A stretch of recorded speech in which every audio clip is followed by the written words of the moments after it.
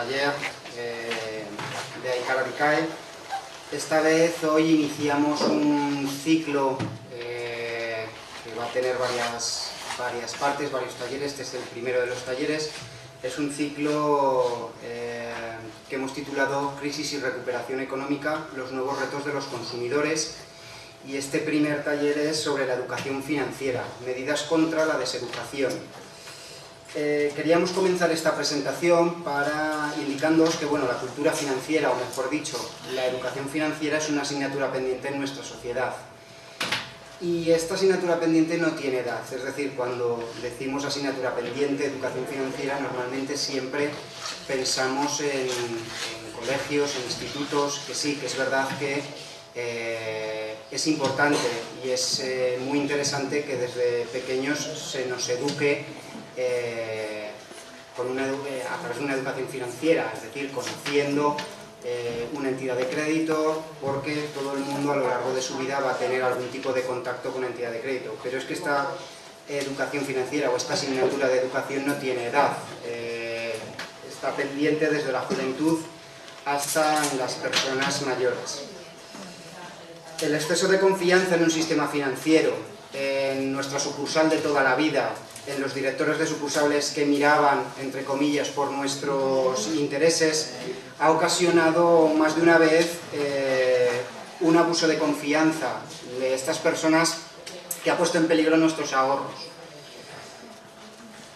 A los consumidores y usuarios a pie de calle, lo hemos estado comentando antes con los tres ponentes, nos suele dar miedo la palabra producto financiero o financiero, simplemente porque nos da pánico, nos aterra pensar que no conocemos nada, que somos mayores para conocer, para aprender, que si la persona que está al otro lado de la mesa ofreciéndonos algo es porque nos conoce o porque sabe lo que le conviene, lo que nos conviene. Entonces, a partir de estas señas, desde ADICAE creemos que deben hacer un nuevo consumidor, un consumidor crítico y responsable. Crítico para entender la información que nos facilitan y poder comparar con otras informaciones, con otros productos, con otras entidades, y responsable para saber distinguir razonadamente y elegir lo que más nos conviene. A finales del año pasado lanzamos la plataforma de educación financiera online, a la que se puede acceder a través de la web de ADICAE, desde adicae.net, o bien directamente a través de la web educacionfinanciera.adicaeonline.es. Es una plataforma gratuita en la que uno solo debe registrarse, debe facilitar un correo electrónico, y a través de esta plataforma de educación financiera hemos puesto un pequeño granito de arena a intentar mejorar la educación financiera. En ella el consumidor puede aprender los 7 días de la semana a las 24 horas, es decir, que se facilita en cierta manera que el consumidor en el momento que él quiera o cuando él quiera pues pueda empezar a recabar esa información o esa educación que queremos impulsar. Hoy hemos querido dar una vuelta de tuerca a la necesidad de este impulso de la educación financiera a todos los niveles y pues con ello hoy contamos con tres ponentes. Yo creo que son ponentes muy especializados en esta materia. Por orden de intervención voy a presentar a Tomás Guajardo, que es presidente de ADESDAR, que es la Asociación de Profesores de Economía de Secundaria de Aragón, con Juan Rollo, que es economista y profesor de la Universidad de Economía y Empresa de la Universidad de Zaragoza, y con Salvador Berlanga, que es maestro, ahora ya ex maestro, licenciado en Filosofía y Letras y doctor en Pedagogía, y además experto en educación para el consumo. Y ya para finalizar esta presentación y para que comiencen los ponentes, que son los que realmente interesa su opinión, comentar que navegando por la página web de ADESDAR, de la que es presidente Tomás Guajardo, me encontré una frase que resume muy bien todo lo que queremos impulsar hoy, o todo lo que os queremos ofrecer hoy, y es una frase que decía José Luis San Pedro hace 45 años y que leo textualmente. Es un hecho que el alumno de enseñanza media sale de las aulas conociendo, por ejemplo, lo que es la calcopirita, pero sin haber recibido la menor información sobre lo que es un banco, a pesar de que indudablemente, y sin la menor intención de menospreciar a la calcopirita, es casi seguro que ese alumno habrá de recurrir a algún banco durante su vida, siendo en cambio poco probable que le afecte algo relacionado con la calcopirita. Es decir, que viene a resumir muy bien que es importantísima la educación financiera, porque en algún momento de nuestras vidas vamos a tener que iniciar una relación con nuestra entidad de crédito, y para ello tenemos que conocer muy bien el juego o las ideas, las 4 ideas básicas para evitar abusos, fraudes y ser un consumidor crítico y responsable. Así que sin más, le doy la palabra a Tomás. Buenas tardes. Quisiera ser lo más cercano posible, porque yo a veces me preparo una charla y luego después hablo de cosas en función de cómo surjan, etcétera, etcétera, lo que me venga al momento, bien de los ponentes o bien de lo que hay que trasladar, porque siempre cuando preparas algo no sabes realmente con lo que te puedes encontrar, y quiero ser un poquito cercano y luego después para lo que pregunten, lo que crean conveniente. Bien, lógicamente yo soy profesor de economía, de secundaria, llevo tiempo también con el tema, se lo estaba diciendo a Salvador, con 2 frentes, la iniciativa emprendedora, llevo muchos años, y el tema de educación financiera, que llevamos un par de años sobre con el tema de la crisis financiera, ¿no? Entonces, a raíz de la crisis financiera, ¿qué ocurre? Ocurre que determinadas entidades financieras, ahora en estos momentos, en España, porque no pasa en Hispanoamérica esto, pues están un poco acercándose a los centros de secundaria, a las regiones diferentes, y están ofreciendo pues sus talleres, sus servicios, por así decir, complementarios, de pequeñas charlas sobre educación financiera. Eso sería un punto a tratar al final y un pequeño debate de decir, bueno, ¿hasta dónde llega que un banco quiera trasladar una formación y una educación financiera, y hasta dónde llega también una labor mercantil o una labor de marketing, de lavado de imagen de algunas entidades financieras? En eso estoy yo metido, no solo a nivel de Aragón, sino a nivel nacional. Y estoy metido también cómo actúan en otras comunidades e incluso en otros países.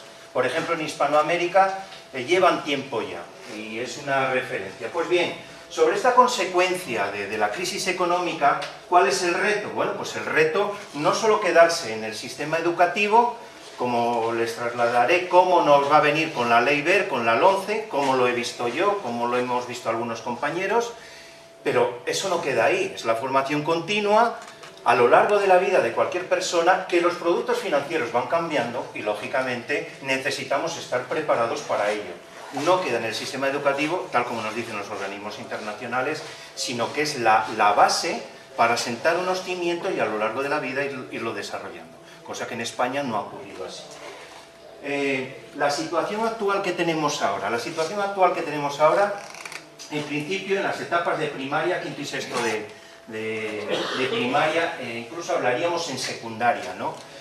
De educación financiera prácticamente, y si recuerdan, las enciclopedias aquellas antiguas o los libros antes de la ley del 70, solo te hablan de capital simple y capital compuesto. Yo a mis alumnos del máster, que también soy profesor de la universidad, de información del futuro profesor de economía, yo se lo traslado, digo, si es que realmente en secundaria solamente España, Italia y Grecia éramos los que no cumplíamos esos mínimos de una formación básica económica.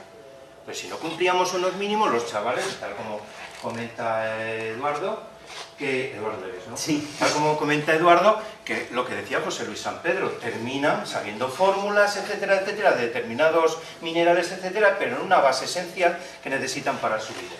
Pues bien, es en quinto y sexto de primaria cuando en la asignatura de conocimiento del medio empiezan un poco a tocar compra-venta, empiezan un poquito a tocar los chavales ya de 10, 11 años interés simple, pero eso no es educación financiera, desde luego que no es educación financiera, es una matemática financiera sencillita, ¿no? Pero no tiene mayor importancia. En secundaria, para nada hasta estos momentos, sí posible podría ser en tercero de ESO, donde se retoma un poquito algunos elementos de economía, pero nada más. Y luego pues en la etapa de bachillerato, a raíz de la LOMCE, de la ley del 90, estamos en el año 91, Pues aparecen dos asignaturas, economía en primero de bachillerato y economía de la empresa. La economía de primero de bachillerato, que es para aquellos alumnos de sociales, por así decir. No todos los alumnos cursan economía, por lo tanto, la formación de base en España no la tienen todos los alumnos. Estos alumnos que cursan economía sí que tienen una política económica, una política monetaria, una política fiscal, donde se les va hablando de los diferentes aspectos financieros que le afectan al agente económico, en este caso que puede ser el Estado, o puede ser una empresa, o puede ser una persona física. ¿De acuerdo? Bueno, ¿cómo quedaría, por lo tanto? Bueno, otra cosa que yo suelo hacer es, y yo le comento también a los compañeros, cuando hablamos en la universidad, hay que hacer una evaluación inicial. ¿Cómo nos vienen los chavales? ¿Cómo nos vienen los chavales el primer día cuando estamos dando por primera vez economía? Pues fíjense, aquí hay algunas cuestiones que confunden ingreso con riqueza, coste con precio, no lo tienen claro, confunden el dinero para ellos es poder. En una sociedad de consumo tú tienes dinero y para ellos es lo más importante, no valoran otras cuestiones, no entienden el sentido de recursos escasos, como pongo ahí arriba. Lo que se ha mejorado es el concepto de inflación. Es verdad que tal como están con los medios de comunicación y a raíz de la crisis financiera, cuando están en sus casas, continuamente los padres están hablando de problemas económicos. Y eso el chaval lo está recibiendo de forma continua. En los últimos 3 o 4 años, por lo tanto, yo percibo que esa evaluación inicial ha mejorado. Incluso en cultura financiera, pero en poquita cultura financiera. Y cultura económica diría más, es decir, podría ser que algunos saben cómo se llama el ministro de Economía, lo confunden con el ministro de Hacienda, desde luego para Aragón no saben cómo se llama el consejero de Hacienda ni el consejero de Economía, y les falta cierta cultura financiera básica, ¿vale? ¿Por qué en España educación financiera? Pues en España es educación financiera porque desde el año 2005, fíjense ahí, la OCDE, y de hecho nosotros a nivel de la Confederación le hemos reclamado al secretario de la OCDE que por una vez trasladen a España que se necesita una formación base económica, porque eso hasta ahora no se estaba dando. Y estamos hablando del año 2005. Año 2005 recomiendan ellos a todos los países integrantes de la OCDE, que son la mayoría de los países desarrollados, donde tiene que haber una formación dirigida a todos los ciudadanos y comenzando por la escuela, es decir, a ustedes y a los alumnos que les doy clase. Por lo tanto, es un compromiso de un docente, de un profesional de la enseñanza, como es mi caso y como son muchos compañeros, por lo menos formarlos en lo que se van a encontrar el día de mañana. Desde mi punto de vista eso es fundamental. Entonces, estas recomendaciones de la OCDE se han dejado, al menos en España, fíjense que es del año 2005, y que ya podemos llegar prácticamente a 9 años. Incluso la Unión Europea, año 2007, retoma la OCDE y todos los países miembros con las recomendaciones, con las emisiones de expertos, todo eso en España se ha dejado de lado. Incluso una competencia básica, que era el concepto de emprendimiento, tampoco se tiene en cuenta. Por lo tanto, en España, tanto los dirigentes actuales como los anteriores son culpables, en cierto modo, de esa formación básica de economía que no se ha dado en esas etapas obligatorias. Tenemos que, claro, desde Europa nos evalúan, año 2012 hay una evaluación de competencia financiera, con una serie de requisitos. ¿A quién se evalúa? Pues a chavales de 14, 15, 16 años, 15, 16, tercero, cuarto de eso, y se les ha evaluado de competencia financiera. ¿Qué resultados vamos a tener? Pues ya lo veremos en junio de 2014 más o menos. Si no se le ha dado una formación base, ¿qué vamos a esperar? Entonces, cuando se le hacen esas evaluaciones, primero formemos a los chavales y después digamos qué evaluaciones tenemos. Que no sirve simplemente como un taller de un banco concreto, es una evaluación continua, es un proceso de aprendizaje. Y no es tan sencillo de tarjetas de crédito, de funcionamiento de los bancos, etcétera, etcétera. Que eso lo he estado haciendo yo este año de forma experimental en un curso. No sirve solo con eso, es una formación continua de aprendizaje. Bien. Me centro ya un poquito más despacio, porque quizás es lo importante que voy a trasladar yo. Y como novedad, ¿qué nos vamos a encontrar con la Ley Wert? Que conocen a Wert, ¿no?, al ministro de Educación. ¿Qué nos vamos a encontrar con la Ley Wert? Pues bien, aparte de ser una ley que desde mi punto de vista adolece de unos términos importantes que no es momento de hablar, que yo discuto plenamente, tengo que decir, y desde mi profesionalidad, que la educación financiera se toca bien. Me da rabia, pero lo tengo que decir. así como el aspecto de emprendimiento no hay una relación directa. En educación financiera sí. Se lo voy a explicar más o menos de forma rápida. Primaria, ya ha salido el Real Decreto de primaria, esto ya es obligatorio, habrá salido estos días las horas que va a haber de primaria, se han fijado, que si aumenta matemáticas, que si se disminuye lengua. Pues bien, aparece ahí un bloque 3, vivir en sociedad, que es el artículo 10, donde habla de educación financiera básica. Entiendo que será quinto, sexto de primaria, porque yo creo que etapas anteriores es difícil que el alumno tenga esa capacidad, ¿no?, de entender la educación financiera básica. Pero ya se habla de educación financiera básica en primaria.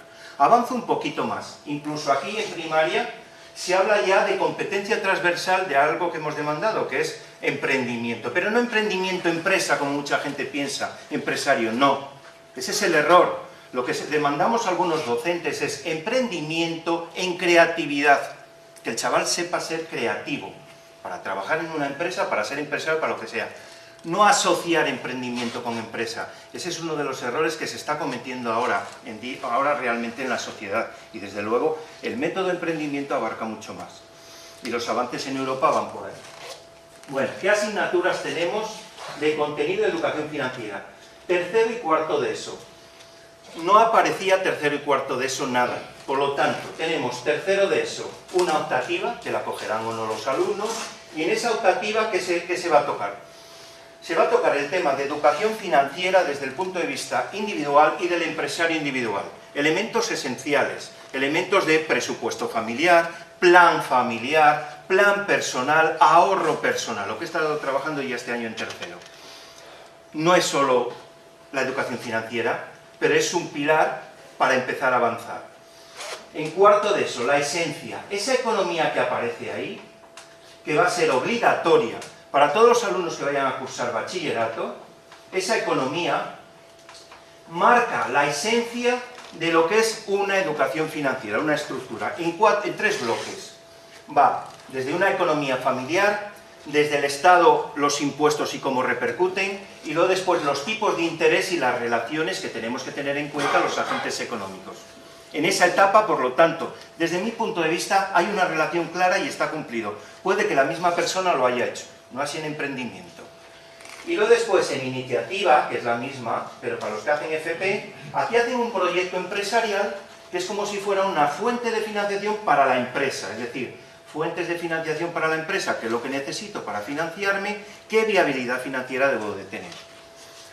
Si hay incongruencia en emprendimiento, en educación financiera, yo lo critiqué la LOMCE cuando lo vi los primeros días, sobre el mes de diciembre, esto es un borrador, pero después hice mis reflexiones, hice mi valoración, y tengo que reconocer que en educación financiera, si se cumple esto, podemos decir que los chavales salen bien formados. Ahora, ojo, puede haber, como yo le he dicho aquí al gobierno de Aragón, que no se coja en tercero de eso, ya no das esto, y esto a lo mejor no lo das o esta no la das, no puedes dar ambas. Entonces sería bueno si fuera completo, pero si no, no.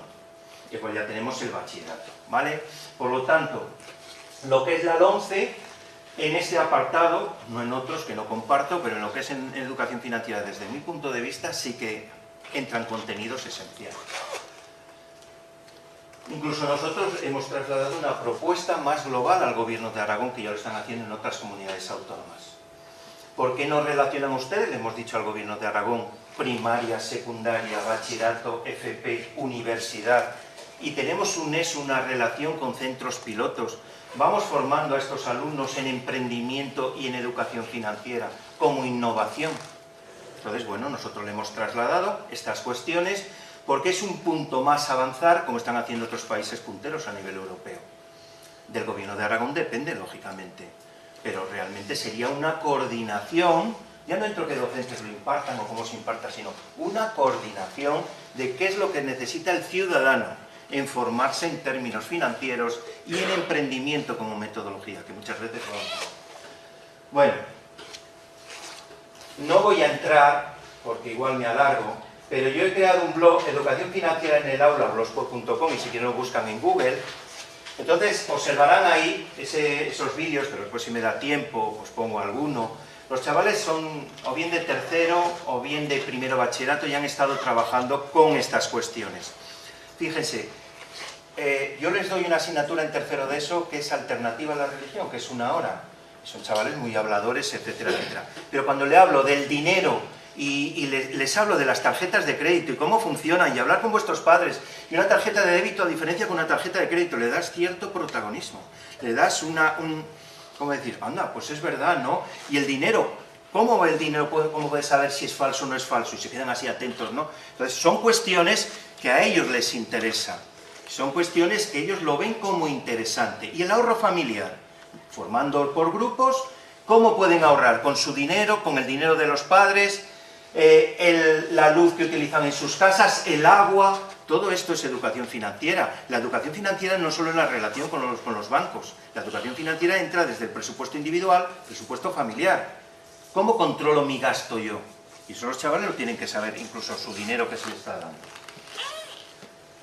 Aquí una serie de recursos, cuidado, porque todos los bancos están utilizando, hasta yo también, una referencia, que es la Comisión Nacional del Mercado de Valores del Banco de España, y si vosotros estáis trabajando también en recursos, esa es un poquito la referencia en España. Finanzasparatodos.es o gps.es, donde tienes tu guía docente, etcétera, etcétera. ¿Qué hacen las entidades bancarias? Que yo me he mirado muchos casos. Pues bueno, a nivel de comunidades autónomas, a lo mejor llegan a un acuerdo con esa comunidad autónoma y se encargan un poco de la educación financiera a nivel de talleres, pero para eso tienes unos docentes, o para eso tienes personas dentro del sistema educativo que a lo mejor no tienes que pagarle a esa entidad financiera. Ya veremos si le pagas o no le pagas, o indirectamente qué rendimientos obtiene. Todo parte de, más o menos, de unos recursos similares, ya sea el kit de la Caixa, ya sea lo que está haciendo Ibercaja, ya sean los concursos, etcétera, etcétera. Banco Sabadell a nivel de la Comunidad Autónoma de Cataluña. Incluso algunas comunidades autónomas como Andalucía y Castilla y León están empezando a hacer sus pinitos a nivel de departamentos de educación. Es decir, ya los organismos autónomos a nivel educativo ya están tomando su responsabilidad. Y luego pues el tema de entidades privadas, como puede ser ADICAE, como puede ser Fundación Piquer, etcétera, etcétera. Lógicamente ADICAE tiene su función y tiene que seguir educando financieramente, lógicamente. Tiene que haber una relación, por lo tanto, entre los que estamos en el sistema educativo, los que están fuera del sistema educativo y tienen que seguir formando. Porque esto va cambiando continuamente. Y a lo mejor te aparece un producto financiero que nadie lo conoce y nadie lo controla. Para eso está ADICAE. Pero previamente el chaval tiene que saber un poco, tener habilidades de conocer lo que es un contrato bancario, lo que es una serie de cuestiones, unas siglas, etcétera, etcétera, para moverse adecuadamente. Eso es fundamental. Bueno, y esto es más o menos un poquito la conclusión, que yo no quería pues, desviarme mucho en el tiempo, pero es un poco la conclusión. Sistema educativo, formación continua, y aquí la administración tiene que decir algo. No podemos ir los profesores, el que le gusta esto por un lado, como es mi caso, la otra persona, el otro banco por el otro lado. El sistema educativo, realmente, la administración, a nivel de Ministerio de Educación, a nivel de gobiernos autónomos, tendrán que decir algo. Entonces, esa es la cuestión, ¿no? Y es un poco, si eso al final, pues pongo algún vídeo, y si no en el blog está. Los chavales, cuando se les pincha y se les tira un poquito de determinadas cuestiones, lo ven muy suyo. Yo lo que he observado es que la educación financiera y la iniciativa emprendedora lo ven como algo muy suyo. No son conceptos abstractos, sino lo ven cercano y lo ven que pueden colaborar incluso en casa. Y eso es fundamental en el ahorro familiar. Es un poco la idea que quería yo tratar, ¿vale? Eso después me realizan preguntas.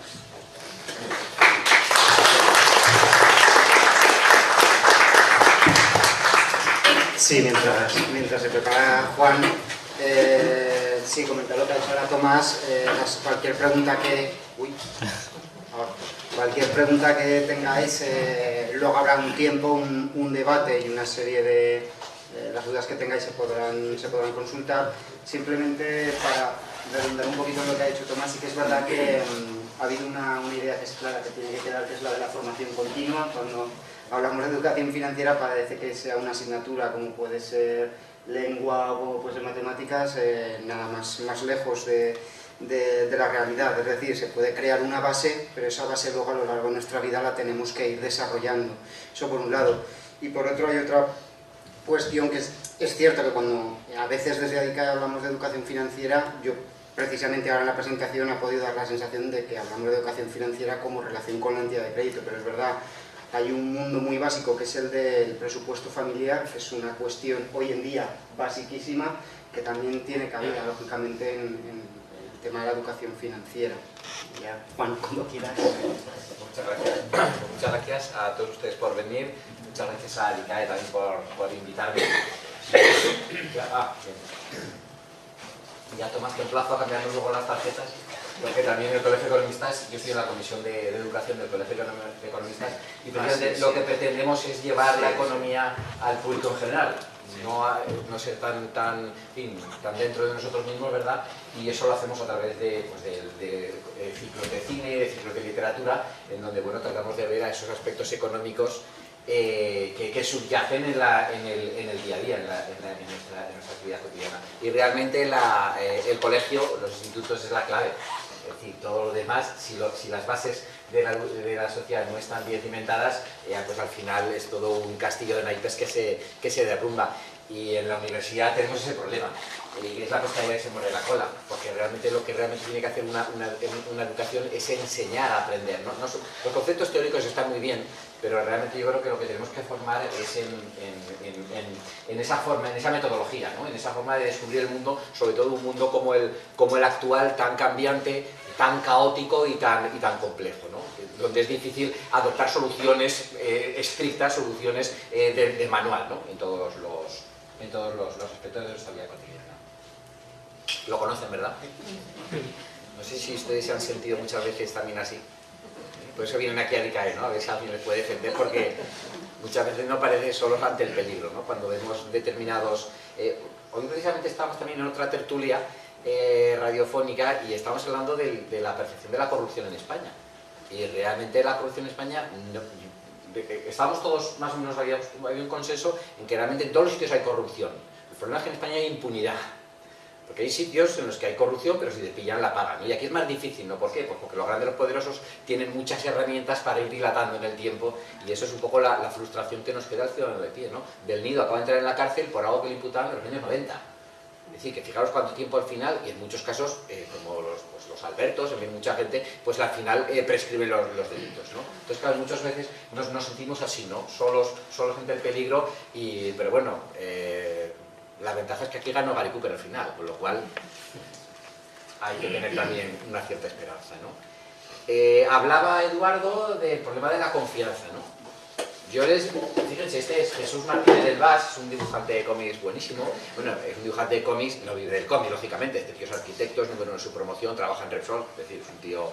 Pero publica mucho, ha publicado mucho en prensa económica, ¿no? Fíjense que el pobre niño que deja a los reyes acciones de bancos irlandeses, ¿no? Las preferentes, ¿no? Un lote exclusivo de bonos griegos, acciones de emisiones de deuda pública española. Esta tira se hizo en el año 2011, ¿no? Cuando justo la prima de riesgo estaba ahí a tope, ¿no? Dice, la verdad es que prefería cuando eres invitada a dejarte carbón y punto. El carbón siempre lo puedes meter en una caldera y te puede calentar, ¿no? Pero todos estos papeles enseguida se queman, hacen mucho humo, pero no sirven para nada, ¿no? Fíjense lo fácil que es con una sola viñeta reflejar una realidad económica. Y muchas veces cuando Eduardo hablaba de la confianza, bueno, al final todos tenemos confianza. El problema es que hay veces que esa confianza se pone en tela de juicio, pero esa confianza sigue existiendo. Lo que pasa es que al final tenemos que ver en quién depositamos esa confianza. Pero fíjense, el caso de Jesús no es el habitual, ¿verdad? Porque este persona pues es arquitecto, en fin, es un número en su promoción, tiene una larga trayectoria intelectual, ¿no? Pero muchos dibujantes de cómics que hablan sobre aspectos financieros y económicos hacen viñetas brutales y no tienen ni idea de economía. En cambio son capaces de diseccionar la economía, ¿no? En cambio, lo comentábamos cuando lo también al principio, en el aspecto económico, yo no sé por qué, pero porque siempre delegamos, o hasta ahora delegábamos. No, uy, eso no entiendo, uy, esto qué, no, yo confío en ti. Claro, también, tenemos que hacer un poco de examen de conciencia. Es decir, no es lo mismo confiar en el bancario de turno que confiar en el médico. Es decir, hay aspectos en los que se pueden... Yo no entiendo una educación médica para poder dialogar con el médico No entiendo que eso sea tan necesario, o una educación de ingenieros para saber qué tipo de casa te van a construir, qué tipo de materiales. Yo no entiendo que eso sea tan acuciante como una educación financiera. ¿Por qué? Porque es mucho más cotidiano. Y eso sí que es algo mucho más de andar por casa. Y al final, ¿qué tenemos que ir? A lo sencillo, al final. A lo más sencillo. Vuelta a los orígenes. No me digan ustedes que este dibujo de este niño de, no sé, tiene 3 años, ha diseñado ese cuadro de Pradilla maravillosamente bien y ha conseguido captar la esencia. Esto fue un concurso que hizo el Museo Provincial de Zaragoza. No me digan ustedes que ese cuadro, hombre, no voy a decir que me guste más el del niño, ¿verdad? Pero no me digan ustedes que no es maravilloso. Es la esencia. Ha captado la esencia perfectamente de ese personaje, no sé quién será el personaje histórico, pero de una obra maravillosa de nuestro pintor internacional. ¿Lo conocen a esta persona? No son ustedes muy de televisivos, esto es una serie que se llama El Juego de Tronos, ¿no? Está basado en una obra literaria que ha cogido mucho renombre y fíjense, este personaje, que es uno de los protagonistas de la serie, pues resulta que es que en la serie, personaje con el que te encariñas, pues el autor de la serie lo mata.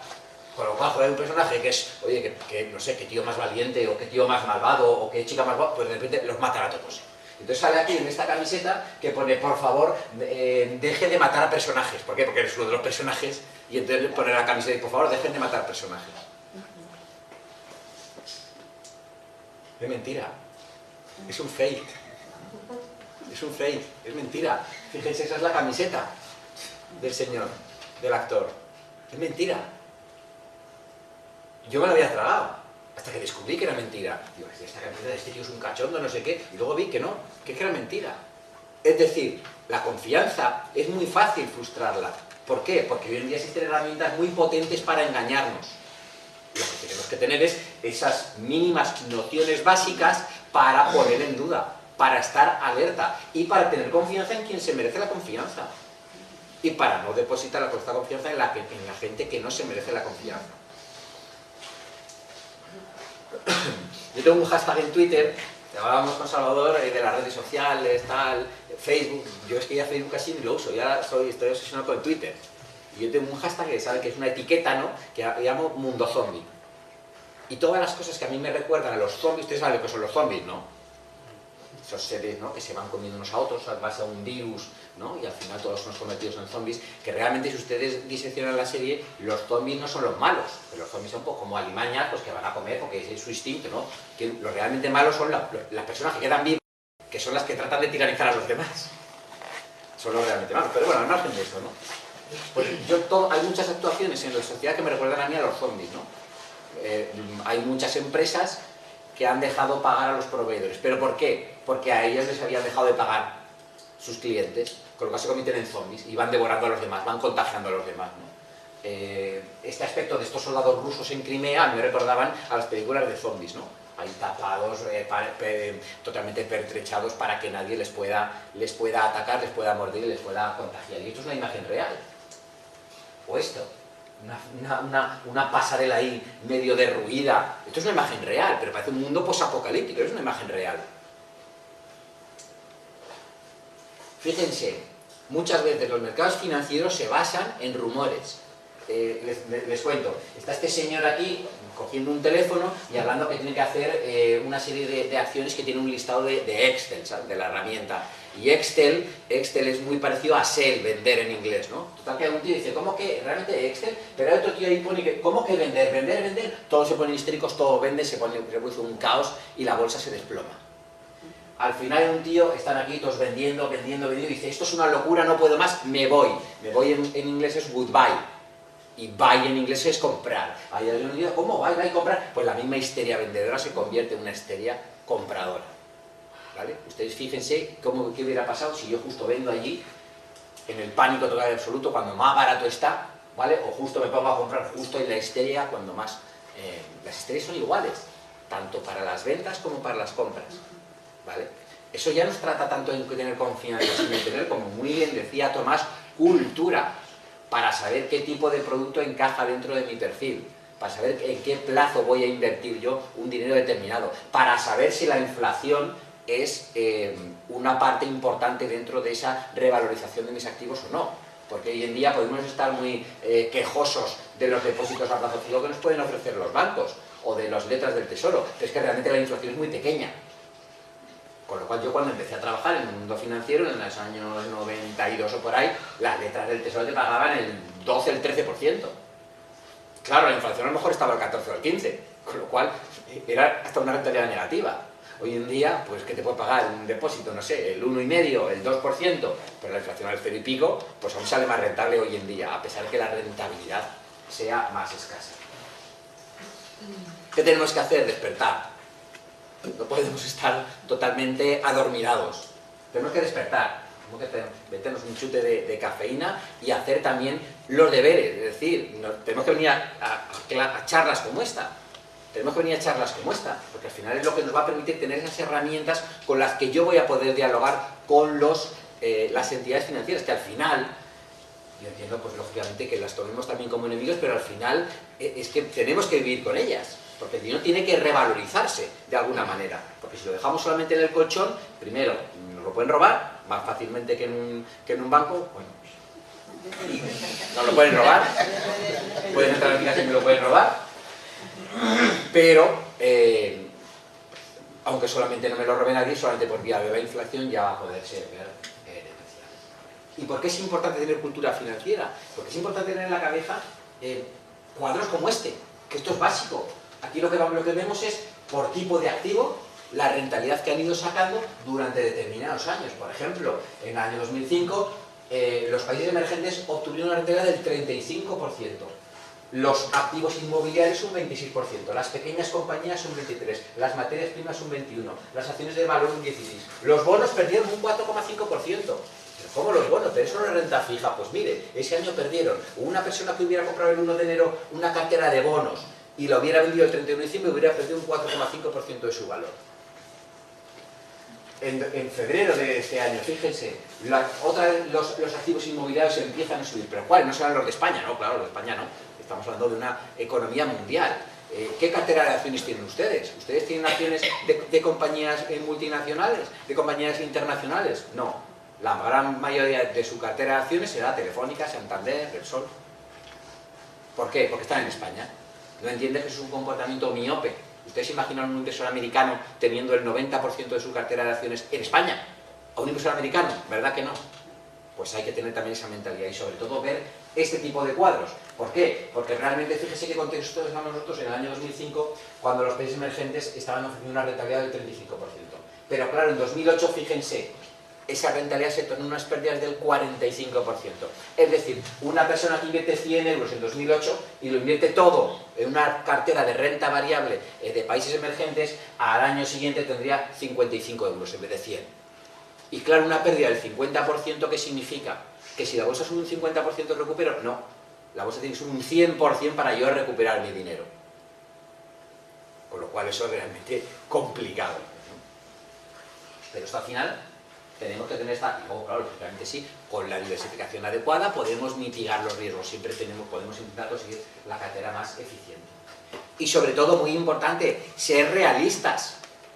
Esto, fíjense, es una estadística de las rentabilidades que han ido sacando el Standard & Poor's desde 1796. Fíjense, las estadísticas entre el 0 y el 5% es lo normal. Ganar en bolsa un 5% está muy bien, es lo normal. Rentabilidades extraordinarias del 35, del 45% son anómalas. Exactamente igual que rentabilidades, por ejemplo, negativas del 35 al 40%. Una, por ejemplo, del 2008, yo me la comí con patatas, lógicamente.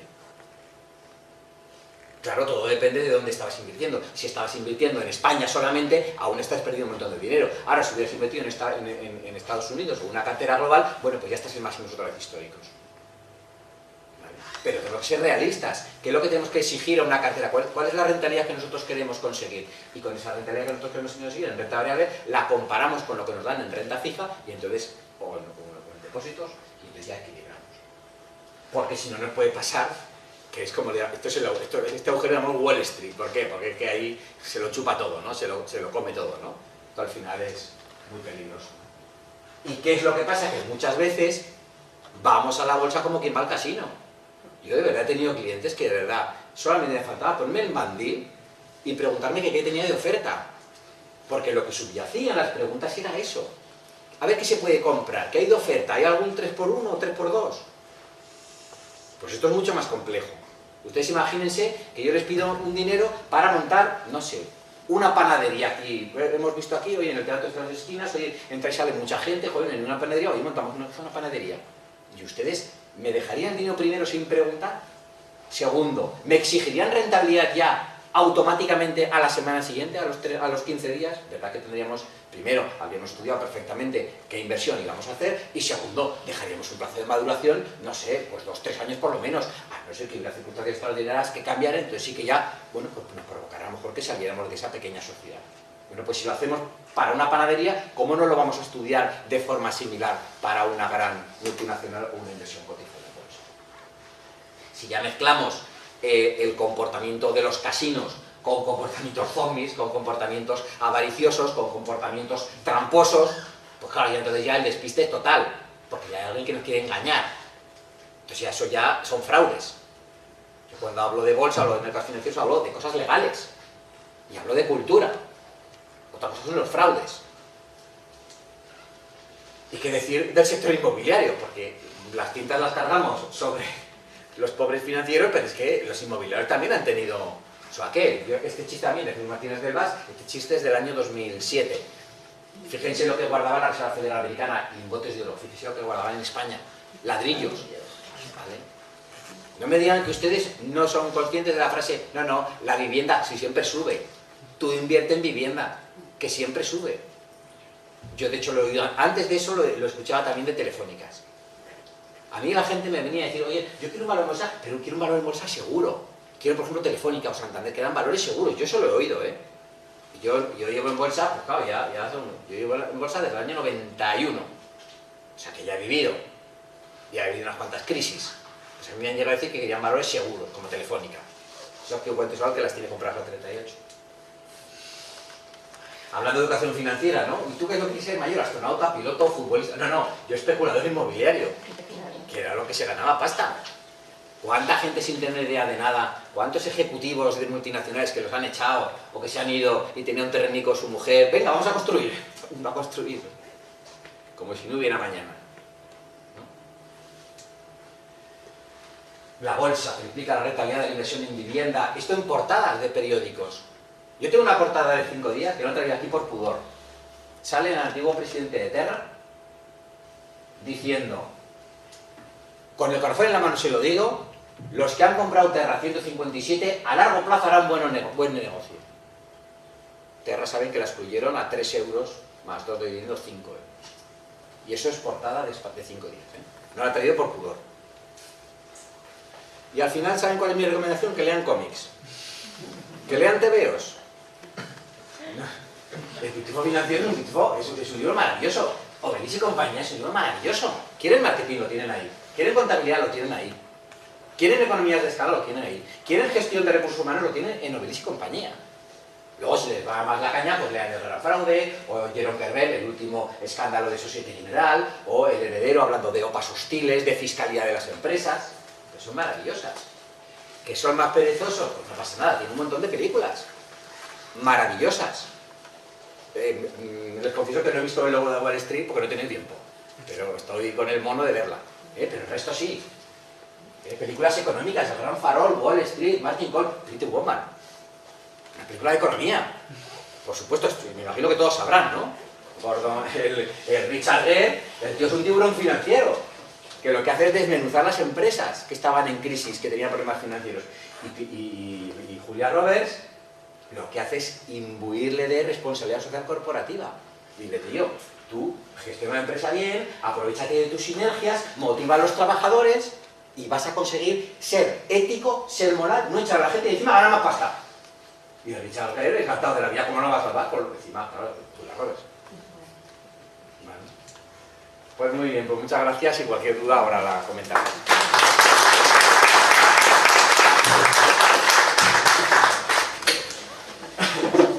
Interesante presentación, Juan, la verdad es que ha sido muy visual. Sí que es verdad, también comentando, yo he dicho al principio que había entrado en blog y había visto la relación de la economía en los cómics y me pareció un artículo bastante interesante. Os recomiendo, si queréis, entrar en el blog de Juan, porque tiene entradas bastante interesantes y además educativas. Lo iba a comentar al final, pero lo voy a comentar ahora. Estos días atrás, cuando hablaba con Juan por teléfono, la semana pasada, estuvimos comentando las declaraciones del señor Miguel Blesa en los juzgados, diciendo que los preferentistas tenían la culpa de haber contratado estos productos por no haber leído, y le comentaba a Juan que nos ponían en bandeja también, además, la cuestión de la educación financiera. Bueno, también comentando con algunos de vosotros, también decían que, también comentaba, bueno, Miguel Blesa tampoco tiene mucha veracidad en sus palabras, pero es gracioso hasta qué punto se quieren escudar por la, entre comillas, esa escasa educación financiera que tenemos. Es una de las cosas por las que tendríamos que reflexionar. Y ya finalmente, para terminar con la mesa y continuar con el debate y con las preguntas, Salvador, tu turno.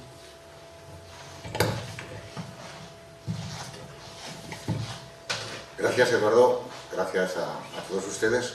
Es lo que tiene ser el tercero en discordia, que ya se ha dicho casi todo, y sobre todo mejor que lo diría yo. Con lo cual, yo voy a tratar de entrar en otros planos, y en algunos coincidiremos. Bien, en general, cuando hablamos de la educación de los consumidores y usuarios, porque sería lo mismo en servicios que en productos, se trata de qué queremos conseguir. Un ciudadano que es responsable, que actúa con responsabilidad, que es solidario y que es crítico con lo que ocurre, que no se conforma, que quiere transformar para mejorar el tiempo en el que vive. Hoy ya no se considera al consumidor solo como un comprador de productos, no, sino que como alguien que en cada compra, que en cada acto de consumo, piensa en su bien, en el bien de los que le rodean y también en el medio ambiente y en general los demás. Bien, la educación del consumidor, si no vale para nada si no tratamos de conseguir un conjunto de personas comprometidas y críticas. Cuando decimos es muy fácil decir crítico y comprometido. A mí me gusta más decir revolucionario, que quiere revolucionar para mejorar el tiempo en el que vive. No se trata de destruir, sino de mejorar. Y para este modelo de sociedad no vale nuestro sistema educativo, porque deberíamos educar a las personas desde la crítica a lo que sucede, a lo que tenemos. Bien, pero esta sociedad sobrevalora lo económico en exceso, y el dinero se ha convertido en el valor de valores. Y nos ha hecho, con la posmodernidad, olvidar otros valores, el de la solidaridad, el de ayudar al vecino, el del compartir, esas cosas que personas de cierta edad que veo aquí sí que los han vivido y que han desaparecido. Es que ya no es moderno. Ayudar al vecino. Ahora ya tenemos que subir en el ascensor viviendo con una persona 20 años y no nos conocemos. No sabemos quiénes son. Eso antes era impensable, porque incluso tu enemigo te ayudaría en un momento de apuro. La sociedad ha cambiado. Y ahora el dinero es el becerro de oro. Se ha cargado a las iglesias, a las ideologías y a todos los modos de pensar. El que si tú tienes un coche y pudiendo tener dos, no tienes dos, es que eres tonto. Es que no eres nadie. ¿Por qué? Porque se valora más a las personas por el jerseycito de marca que llevan, por el coche que presumen y por el apartamento que tienen en la Pineda, que por lo que son. ¿Verdad que sí, que cuando vamos a un viaje a Cancún, si no lo contamos a los 1000 vientos, parece que no hemos ido? Es más, somos tan tontitos que somos capaces de viajar por medio mundo con un ojo, porque el otro lo ponemos en la cámara vídeo. Chicos, disfruta el paisaje. Pero eso es sociedad de consumo. Y por eso yo voy a centrarme también por ahí. En fin, que insistentemente en esa sociedad se empuja a los ciudadanos a consumir. Muy bien. Si no consumes, no saldremos de esta crisis. Pero por otra parte, y además nos dicen, y además ahorra, Ahorra, porque bueno, ahorrar, no te voy a pagar nada de intereses, pero ahorra, que es bueno. Eso por un lado. Y por el otro lado, esto por una oreja. Y por la oreja mala, ¿qué nos hacen? Recortar salarios, poner más impuestos, recortar derechos y recortar libertades, pero una detrás de otra. Hemos pasado de considerar a las personas como medida de nuestra vida, de las cosas, a que sea el dinero el referente de un mundo dominado por las reglas de los poderes invisibles. Eso que dicen los mercados. Hasta hace poco los mercados eran los que tenemos en el barrio, el mercado central, la tienda de la charcutería también de cerquica de casa. Ahora nos hablan de los mercados y como de esa prima que nadie conocemos, pero que de apellido se llama Riesgo. ¿Quién sabía hace 4 años quién era la prima de Riesgo? Yo tengo muchas primas y esa no estaba. Y ahora todos sabemos lo que es la prima de Riesgo, ¿verdad que sí? ¿Por qué? Por el miedo, por la inseguridad y porque todo en la economía se orienta al beneficio incontrolado de unos pocos.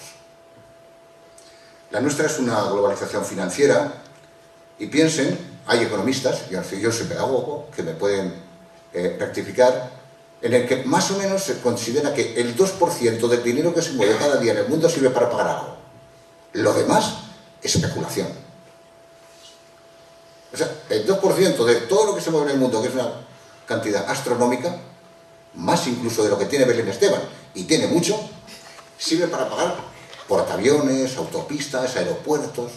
Lo demás se mueve de los grandes especuladores que quieren ganar. Y si nosotros estamos por ahí por el medio, notando en las calvas el aire de cuando pasa el dinero. Porque ya no domina el capital industrial. Antes, el que tenía una industria que hacía coches era rico. Ahora los ricos no tienen industria de coches, tienen dinero. Pero nadie tiene además dinero físico en billetes o en monedas, como eso solo lo tenemos los pobres. Ellos tienen otras cosas. El dinero no existe. No había tantos billetes para todo el dinero que existe en el mundo, ¿no? Como afirma Lipovetsky, en esta sociedad, que está definida como la del hiperconsumo, no hipermercado, hiperconsumo, el modelo de las políticas sustentadas en el crecimiento ilimitado, hay que crecer para crear empleo, hay que crecer, hay que consumir porque si no, no crecemos, el 2%. Todo eso produce en los ciudadanos la sensación de que el consumo es algo bueno. O sea, como hemos pasado en muy poquito tiempo, porque somos nuevos ricos desde los años 60, que nos dejaron entrar en el club, porque antes estábamos en el club equivocado, y ya nos dejaron entrar en el club de los ricos del mundo occidental, pues se nos ha atragantado. También es verdad, Hemos sido ricos muy pronto, Hemos pasado en los años 60 de ser los más pobres de Europa a en el año 2000 y poco creernos los más ricos del mundo. Y eso, las personas mayores saben muy bien que no es posible. Porque a mí me han educado siempre y ellos han educado siempre y les han educado a ellos en decir, de cada 4, guarda 1. Y si son 2, mejor. ¿Verdad que sí? Y ahora pues se nos ha condicionado, se nos ha formado desde la publicidad, desde la mercadotecnia, para actuar de otro modo. Bien, pues esta espiral infernal, porque es una espiral infernal, solo la quiebra un ciudadano, un consumidor emancipado. Pero cuando yo digo emancipado, no es que viva fuera de mi casa, no. Emancipado quiere decir un consumidor educado. Por eso cuando nos planteamos la educación del consumidor, no debemos pensar solo si es un asunto sanitario, como lo fue durante mucho tiempo. Y el Departamento de Consumo, por ejemplo, de Aragón, y más de la mitad de los departamentos de España de consumo, están dentro, o sea, de direcciones generales, están dentro del Departamento de Sanidad o de Salud. Consumo está en salud, otros están en comercio, industria y turismo, ¿no? Bueno, pues no solo si es un asunto sanitario o económico, sino fundamentalmente una cuestión política, es decir, educativa. Porque esta crisis solo la quiebra un consumidor, un ciudadano educado. Y cuidado, porque la democracia se tambalea también. En estos momentos también tenemos una crisis de ideas democráticas. Los partidos políticos, en cuanto uno dice, sí, pues es que los políticos, y ya se nos ponen los pelos de punta, pero de todos los colores, ¿verdad que sí? Hay un descrédito, y joder, estamos en un sistema basado en partidos, no os guste o no, pero eso produce dolor. Miren, como dice Bauman, este hombre pupito, hace unas reflexiones muy interesantes, hemos vivido hasta ahora, en los últimos años, en un sistema económico basado en tres partes. Consumir, bueno, primero, producir, trabajar, para consumir, y a cambio teníamos unos derechos sociales. Esa era la sociedad del bienestar. Eran los consumistas contra los comunistas. El mundo occidental, consumista, capitalista, contra el mundo comunista, soviético. Pero claro, se cae el muro de Berlín y se acabó el mundo bipolar. Y ya se lo queda el mundo capitalista. Entonces, hemos pasado de producir para consumir y a cambio de derechos sociales, quiten la tercera pata. Ahora es el sistema de tiendas chinas. Producir, consumir, producir, consumir, producir, consumir. Y los derechos sociales te los pagas tú. Y eso me refiero ya con los medicamentos, los del... ¿Verdad que sí? Se están cayendo. ¿Por qué? Porque han dicho que eso, que cada uno se pague lo que pueda. Un poquito de historia. Antes las niñas se les educaba para ser, hace años, amas de casa. Hacían unas labores primorosas, cocinaban para cocinar, para las tareas del hogar, se les educaba para ser amas de casa. Y a los chicos, para ser trabajadores de una industria o del campo. Y los problemas de matemáticas entonces eran así. Para hacer un traje se han empleado 7,45 metros de paño, a 4,75 pesetas el metro. Los forros y los botones valen 3,50. Las hechuras ha pagado ya al sastre 25 pesetas. ¿Cuánto me falta por pagar? Ahora los problemas de matemáticas, muchos no tienen sentido. Y yo soy de letras, yo soy del ámbito de la historia. El librero dice, este es muy bueno. Es que esto es de 1943. La criada ha comprado 2,75 kilogramos de azúcar a 1 peseta el kilogramo. El chocolate cuesta tanto, el bizcocho... ¿Cuánto ha gastado? Estaba haciendo algo útil, que era hacer un pastel. Bien, pues hemos pasado de eso y de que los padres se educaban para el no demasiado gasto, a que ahora los niños de primaria, es decir, hasta 11 años, tienen una paga. Y cualquier día la invertirán. Y los de secundaria, bueno, ya ni cuento, o de bachiller. 10.000 millones de euros es el coste que en España se calcula que en micropagos manejan los jóvenes. Con lo cual, y es más, tienen el 60% de decisión de compra en la familia. Directa o indirecta. No quiere decir que los niños, los jóvenes compren el coche. No, pero se compra el coche que ellos quieren. O la vivienda, o los viajes, o el dormitorio. Tienen presencia. En los años 80, la opinión, y hay estudios, la opinión de los hijos no contaba nada. Entonces se hacían las cosas porque cuando seas padre, ya serás padre. ¿Verdad? Son otros tiempos de vivir y para esos tiempos tenemos que vivir. ¿Qué ha provocado la crisis? Angustia. Angustia. Ha dejado... Miren, es como... Yo tengo la sensación del árbitro de fútbol, que están los dos futbolistas. Un futbolista le ha arreado una patada al otro enorme, pero el árbitro lo ha visto al revés. Entonces, está esperando a que se levante el otro, el lesionado, que se está quejando, y que le duele, ¡ay, ay, ay! Espera el árbitro, y cuando se ha levantado, dice, roja. Esa es la sensación que yo tengo de esta crisis. Ha dejado a los ciudadanos fuera de juego, con el culo al aire, con cara de tontos y encima con sensación de culpables. Como nos hemos pasado, por eso ahora estamos en crisis. ¿Verdad que nos han vendido esa idea? Sí. Nos han vendido continuamente esa idea. ¿Qué os habéis pasado? Que no nos hemos pasado. Claro que no. A mí no me lo han metido en la cabeza esa idea. No. No pueden. No pueden, no, pero quiero decir que lo venden, es algo que nos llega, ¿no? Menuda defensa tienen con eso. Y ahora tenemos que pagar encima la penitencia de nuestros pecados. Los bancos han aprovechado la ignorancia del consumidor. Peligro. No se puede culpar al consumidor de la crisis por muy analfabeto financiero que sea. Como mucho, nuestra ignorancia no ha hecho más que provocar que las consecuencias sean más graves, ¿no? Hemos descubierto el peligro a vivir en un mundo globalizado que, atención, amenaza con provocar continuas crisis sistémicas.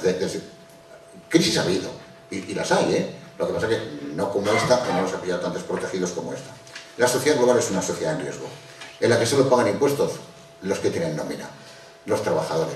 Los demás, entre los paraísos fiscales, la SICA y no sé qué, por eso los pobres son cada día más pobres y los ricos son cada día más ricos. Y yo lo observo, que los bares de trabajadores están vacíos. Los bares de alto lujo, pero aquí en todas las zonas, están llenos. Los coches pequeños no se venden y sin embargo los BMWs y los Porsches sí. Algo está pasando, está habiendo una diferencia.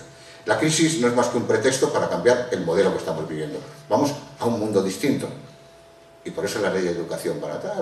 Estamos dando un paso atrás, obligados, para un modelo distinto. De la situación en el mundo, ya han hablado mis compañeros, han hecho una magnífica radiografía de cómo está la situación de la educación financiera, tanto en España como en el mundo. Yo tenía aquí, es lo que tiene que hablar el tercero, tenía aquí una pregunta. ¿Saben ustedes qué es un suricato? A mí me digan que no. Yo tampoco lo sabía, lo he tenido que mirar. Es un pequeño mamífero que vive en África. Y una Rafflesia arnoldi, tampoco saben qué es eso. Pueden vivir sin saber esta cosa tan importante. Bueno, pues es una planta que se puede encontrar en Indonesia. Bueno, pues los estudiantes españoles aprenden estas cosas. Y sin embargo no saben qué es el Euribor, que los bancos cobran comisiones por cada vez que pagan, que compran algo con la tarjeta para un concierto o para una película de cine, ¿no? El debate sobre la educación financiera. ¿Qué dicen los partidarios? Los partidarios dicen, si la población está más formada será más difícil que este abuso se repita. Digo, pero no es imposible. 2. Ha llegado el momento de formar porque somos una nación analfabeta en lo financiero, con millones de personas atrapadas y estafadas. Y es verdad. Atención a la frasecita que tiene vida. La educación contribuye a la estabilidad del sistema financiero y evita el sobreendeudamiento. Si la digo yo, a lo mejor podría quedar más o menos bien, pero si esto lo dice un alto directivo del Banco de España, no me lo creo. ¿Qué hizo el Banco de España en la crisis? El ridículo. El ridículo no, el posicionarse con quien debía. Manuel Pardos, presidente de ADICAE, dice por ahí en una noticia que he visto en internet: los conocimientos financieros en España están por debajo de la media de la OCDE. España solo lleva 30 años de desarrollo económico, es poco tiempo, y hasta hace poco se formaban colas en los bancos a primeros de mes porque la gente no se fiaba. Quería ver el dinero de su pensión y poner al día su cartilla. Y yo digo, amigo Manuel, colas no, pero un goteo grande sí, sigue habiendo los primeros de mes. Porque yo conozco a gente con nombres y apellidos que lo sigue haciendo. Y en los pueblos más. Bien, otros, sin embargo, como Jimeno Sacristán, catedrático de la Universidad de Valencia, dice: en España existen otras prioridades educativas en estos momentos. Los alumnos no leen, no hablan idiomas, no saben quién fue Goya. Claro, porque no son aragoneses. Los contenidos financieros son muy interesantes, pero se podrían incluir en las ciencias sociales.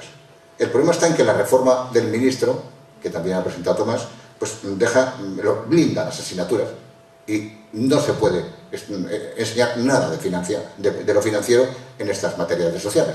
Hay que enseñar geografía pura, volveremos a las capitales, historia pura, volveremos a los Reyes Godos. Primeras conclusiones. Es urgente mejorar la cultura financiera de los ciudadanos. Estoy totalmente de acuerdo. Nos tienen que dotar de herramientas, de conocimientos.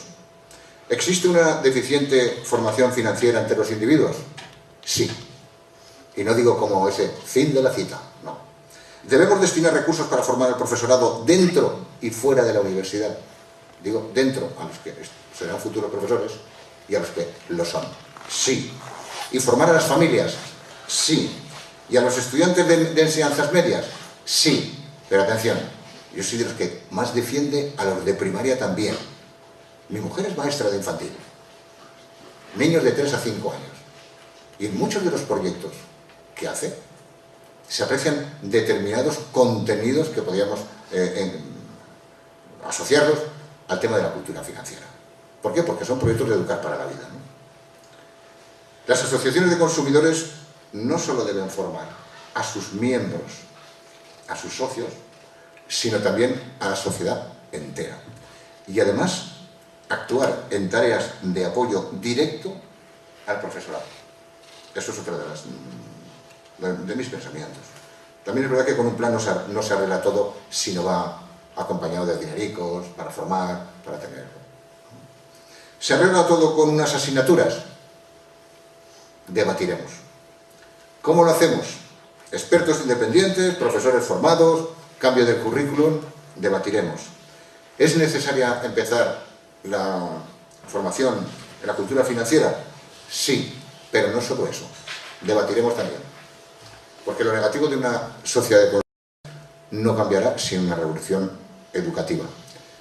Todos, y se ha dicho ya antes por mis compañeros de mesa, familias, centros educativos, entidades, empresas, asociaciones de consumidores, organizaciones políticas, todos debemos articular estrategias para mejorar nuestra formación en consumo.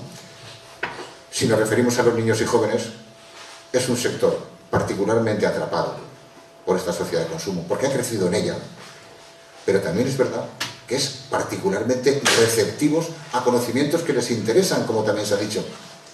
Les metemos unos rollos irrelevantes que no sirven para nada en las clases, que así no me extraña, y encima las sillas son tan incómodas de los institutos y las escuelas que no me extraña que estén incómodos.